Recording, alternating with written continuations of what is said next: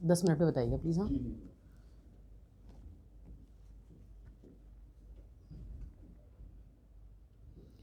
اعوذ باللہ من الشیطان اللعین الرجیم. بسم اللہ الرحمن الرحیم. الحمد للہ الذی خلق السماوات والارضین والصلاۃ والسلام علی اشرف الانبیاء والمرسلین وآلہ الطیبین الطاہرین المعصومین المظلومین. حمد و ستائش اللہ رب العزت کے لیے اور درود و سلام محمد اور آل محمد کے لیے.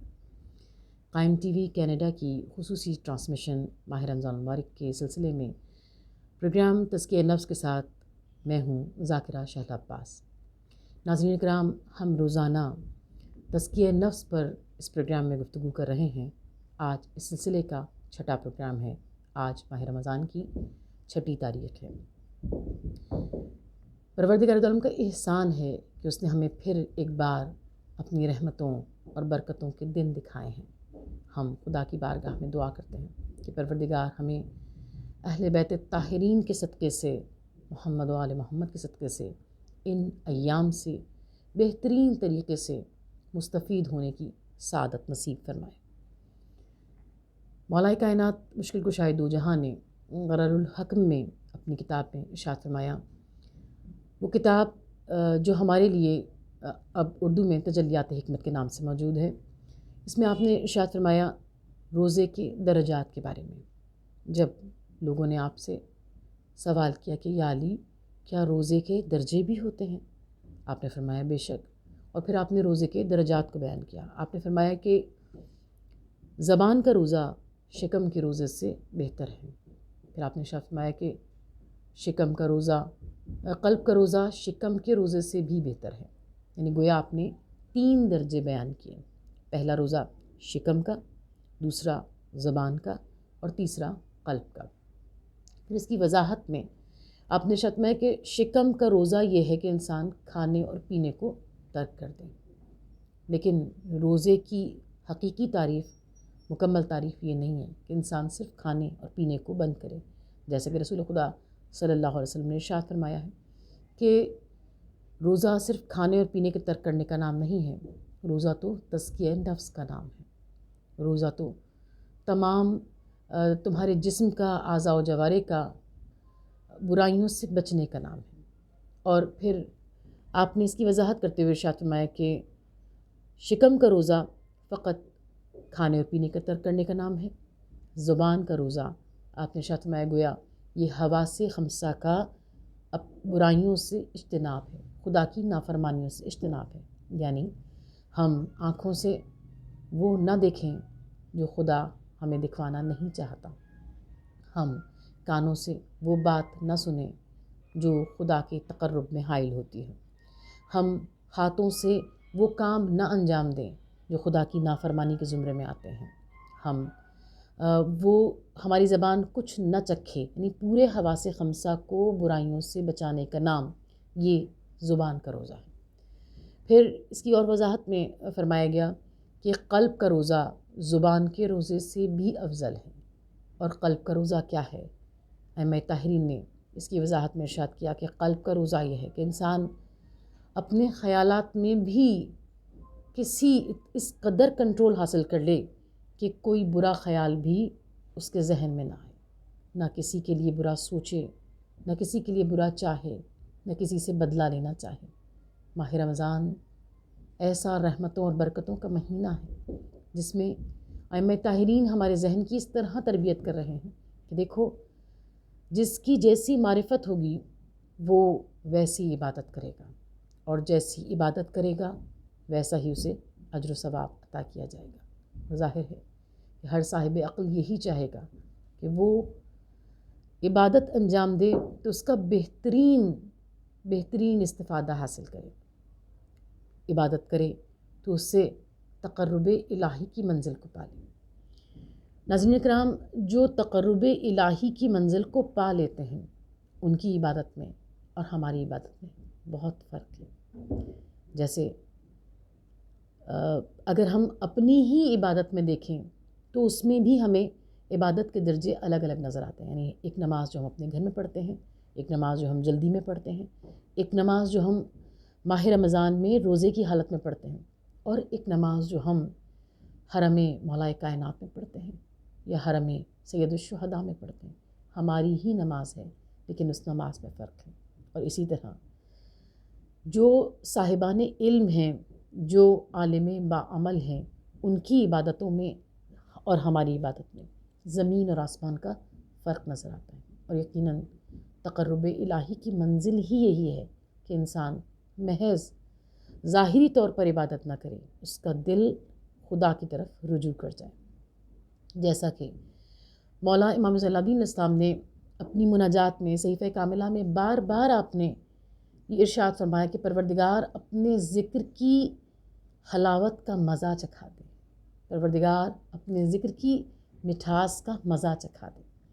اور جن لوگوں کو پروردگار تعالیٰ نے یہ بلندی عطا کی، جنہوں نے خدا کی بارگاہ میں ایسی عبادت کی کہ خلاق دو جہاں کی بارگاہ میں بلند قرار پائے اور تقرب الہی کو حاصل کیا، وہ انہیں پروردگار تعالیٰ نے یہ اعزاز، یہ امتیاز بخشا ہے کہ ہم ان کی عبادتوں کا حال بیان کرتے ہیں تو ہمارا دل و دماغ روشن ہو جاتا ہے کہ اللہ اکبر، ایک انسان ہوتے ہوئے کوئی ایسی شاندار عبادت انجام دے سکتا ہے۔ یقیناً یہ وہ لوگ ہیں جنہوں نے خدا کے ذکر کی مٹھاس کا مزہ چکھ لیا۔ آیت اللہ بہجت کے لیے علماء نے لکھا کہ ان کے شاگرد جب وہ زیارت سے فارغ ہوتے تھے اور اس کے بعد دعائیں پڑھتے تھے تو ان کے شاگرد اس بات کا انتظار کرتے تھے کہ اب وہ زیارات سے، دعاؤں سے فارغ ہوں تو ہم ان سے ملاقات کریں۔ اللہ اکبر، عالم باعمل کی عبادت کا کیف کیسا ہوتا ہے! اور یقیناً تقرب الہی کی منزل پر جو ہوتے ہیں وہ محض عبادت کرتے نظر نہیں آتے، انہیں رجوع قلب کی ایک بہت بڑی منزل حاصل ہو جاتی ہے۔ اور بے شک سجدے میں سر کے ساتھ جھکے دل تو ہے مزہ، سجدے میں سر کے ساتھ جھکے دل تو ہے مزہ، ہر سانس پھر پکارے کہ یا رب مصطفیٰ، ان منعموں کا سیرت و کردار کر عطا، مغضوب اور زوال نہ جن میں سے کوئی تھا، وہ عشق دے جو آگ کو گلزار کر سکے، خوابیدہ روح عصر کو بیدار کر سکے۔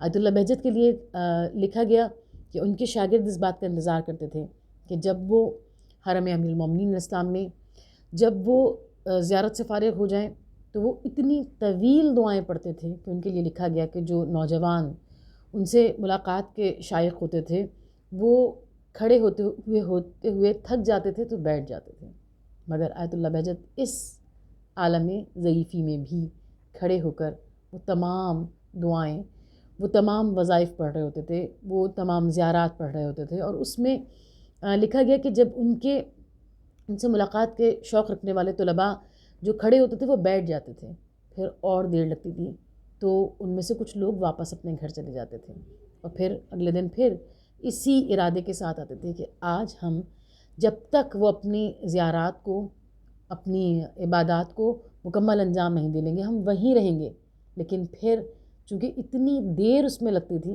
لہٰذا وہ واپس چلے جاتے تھے۔ تو ان کے طالب علموں نے ان سے سوال کیا کہ ہم جوان ہیں اور ہم تھک جاتے ہیں، لیکن آپ بوڑھے ہیں مگر آپ کھڑے ہو کر، ہم سے بیٹھ کر آپ کا انتظار نہیں کیا جاتا اور آپ کھڑے ہو کر اتنی دیر تک اتنے وظائف، اتنی بڑی بڑی دعائیں اور اتنی بڑی بڑی زیارات، یعنی زیارت جامعہ کبیرہ وہ اسی وقت کھڑے ہو کر پڑھتے تھے اور جوشن کبیر وہ اسی وقت، بعض دفعہ اسی وقت کھڑے ہو کر پڑھتے تھے۔ اتنی بڑی، اتنی طویل دعائیں آپ پڑھتے ہیں اور آپ کھڑے رہتے ہیں، آپ کو تھکن کا احساس نہیں ہوتا۔ تو آیت اللہ بہجت فرماتے ہیں کہ تھکن کا احساس اس وقت ہوتا ہے جب انسان کی روح بوجھل ہوتی ہے، جب انسان کھانا کھا رہا ہوتا ہے تو اسے اچھا محسوس ہو رہا ہوتا ہے، اور جب ہم دعائیں پڑھتے ہیں، زیارات پڑھتے ہیں تو ان کا یہ کہنا کہ ہماری روح کو غذا نصیب ہو رہی ہوتی ہے۔ جب روح کو غذا نصیب ہو رہی ہو تو تھکاوٹ کیسی ہے؟ پھر آپ نے اپنے ایک طالب علم سے جس نے یہ کہا تھا کہ میں نماز پڑھتا ہوں مجھے نماز میں کیف محسوس نہیں ہوتا، عبادت میں کیف محسوس نہیں ہوتا، تو انہوں نے کہا تھا اس کا مطلب یہ ہے کہ تمہاری روح گناہوں سے بوجھل ہو چکی ہے۔ پہلے استغفار کر کے، بہت زیادہ استغفار کر کے اور بہت زیادہ درود پڑھ کر اپنی روح کے اس بوجھل پن کو ختم کرو تو تمہیں عبادت میں کیف آئے گا۔ تم ہر طرف سے منہ کو موڑ لو اور صرف خدا کی طرف رجوع کرو، تب تمہیں کیف آئے گا۔ پروردگار عالم کی بارگاہ میں ہماری بھی یہ دعا ہے کہ پالنے والے ہمیں عبادتوں میں کیف نصیب ہو، عبادتوں میں سرور نصیب ہو، اس لیے کہ مولا کائنات کا یہ ارشاد ہے کہ وہ عبادت جو تمہیں کیف اور سرور نہیں بخش رہی، وہ عبادت کل بھی تمہارے کام نہیں آئے گی۔ لوگوں نے عالم حیرانی میں کہا، یعنی تھکاوٹ کے عالم میں نماز پڑھ رہے ہیں یا اس کو ایک بوجھ سمجھ کے انجام دے رہے ہیں، تو امام نے ان لوگوں کی سرزنش کی ہے اور یہ کہا کہ اگر عبادت میں تمہیں کیف نصیب نہیں ہو رہا، عبادت میں تمہیں سیری نصیب نہیں ہو رہی، عبادت میں تمہیں خوشی محسوس نہیں ہو رہی، تو اس عبادت کا تمہیں کل کوئی فائدہ بھی نہیں ہوگا۔ لوگوں نے حیران ہو کر پوچھا، یا علی یہ آپ نے کیا کہا؟ آپ نے فرمایا بے شک وہ عبادت جو تمہیں آج فائدہ نہیں پہنچا رہی، وہ کل تمہیں اس کا کوئی ثواب بھی نہیں ملے گا۔ لہٰذا عبادت انجام دیتے ہوئے انسان کی پہلی کوشش یہ ہونی چاہیے کہ وہ عبادت کی طرف دل سے رجوع کرے، نہ کہ صرف جسمانی طور پر عبادت کرے۔ اسی لیے ماہ رمضان المبارک میں پروردگار عالم نے اس میں داخل ہونے سے پہلے ان دعاؤں کو گویا ہم پر لازم کر دیا، ان 3 دنوں کے استقبال ماہ رمضان کے روزوں کو کی تاکید فرمائی، تاکہ بندہ جب اس عبادت کے مہینے میں داخل ہو تو اس کی روح بوجھل نہ ہو۔ بار بار استغفار کا حکم دیا گیا کہ استغفار کرو اور محمد اور آل محمد پر درود بھیجو، کہ یہ تمہاری روح کے بوجھل پن کو ختم کر دے گا اور تمہیں خدا کی طرف رجوع عطا کر دے گا۔ علامہ امینی جنہوں نے کتاب الغدیر لکھی، جو ایک عالم باعمل عالموں کی صف میں ایک بہت بلند مقام رکھتے ہیں، جب ان کے لیے تاریخ نے لکھا کہ ان کے محبت کرنے والے جب مولا کائنات کے روضے پر ان سے ملنے کے لیے آتے تھے، اور وہ ایک نماز کے بعد دوسری اور دوسری کے بعد تیسری اور تیسری کے بعد اس کے بعد اور، یعنی وہ مستقل عبادت الہی میں مشغول رہتے تھے، گھنٹوں لوگ اس بات کے منتظر رہتے تھے کہ وہ نماز کو تمام کر لیں تو ہم ان سے ملاقات کریں۔ اللہ اکبر، کیا مرتبہ ہے آل محمد کے غلاموں کا کہ جب وہ عبادت کرتے ہیں تو عام مشتخا کی ان ہستیوں کی عبادت کو کیا سمجھ سکتا ہے، ان ہستیوں کے مقام اور منزلت کو کیا سمجھ سکتا ہے جنہیں محمد و آل محمد کہتے ہیں، کہ جب ان کے غلاموں کے مرتبے کو، ان کے غلاموں کی عبادت کو دیکھ کر ہماری روح جھوم جاتی ہے۔ علامہ امینی کے لیے لکھا گیا کہ جب وہ عبادت انجام دیتے تھے اور گھنٹوں عبادت کرتے رہتے تھے اور ان سے ملنے کے مشتاق لوگ کھڑے ہو کر انتظار کرتے رہتے تھے، تو ان لوگوں نے بعد میں سوال کیا، جب یعنی اپنی عبادتوں کو انہوں نے ایک وقت مکمل کیا تو لوگوں نے سوال کیا کہ آپ اتنی عبادت کرتے ہیں، آپ تھکتے نہیں؟ تو آپ نے عالم حیرانی میں ان لوگوں کی طرف دیکھا اور کہا، یہ کیسی بات کر رہے ہو؟ کیا مچھلی کبھی پانی میں تیرتے تیرتے تھکتی ہے؟ ہمیں تو خدا نے خلق ہی اس لیے کیا ہے کہ ہم عبادت کریں۔ اللہ اکبر، ان ہستیوں کا مقام، ان ہستیوں کی منزلت کو دیکھ کر، ان ہستیوں کے ذکر کے ساتھ ساتھ ہم خدا کی بارگاہ میں دعا کرتے ہیں کہ پروردگار ہمیں بھی عبادت کا ایسا شوق عطا فرما کہ ہمیں عبادت کرتے ہوئے، جیسے کہ مولا کائنات نے ارشاد کیا کہ عبادت کرتے ہوئے سرور حاصل ہو، عبادت کرتے ہوئے کیف نصیب ہو۔ پروردگار اس ذکر کے صدقے سے، محمد و آل محمد کے صدقے سے، ماہ رمضان کی برکتوں کے صدقے سے ہم تیری بارگاہ میں دعا کرتے ہیں کہ پالنے والے ہمارے گناہوں کو معاف کر دے، ہماری روح جو گناہوں سے بوجھل ہو چکی ہے، پروردگار ہمارے گناہوں کو معاف فرما دے اور ہمیں رجوع قلب عطا کر دے، تقرب الہی ہمیں حاصل ہو جائے۔ پروردگار محمد و آل محمد کا واسطہ ہماری دلی حاجات پوری ہو جائے اور ہم ماہ رمضان میں اپنے نفس کا تزکیہ کرنے میں کامیاب ہو جائیں۔ الہی آمین۔ پروردگار ہماری سب سے بڑی دعا کہ ہمارے وقت کے امام آقا امام زمان علیہ السلام کی ظہور میں تعجیل فرما، ہمارا شمار ان کے منتظرین اور ان کے ناصرین میں فرما۔ ربنا تقبل منا انک انت السمیع العلیم۔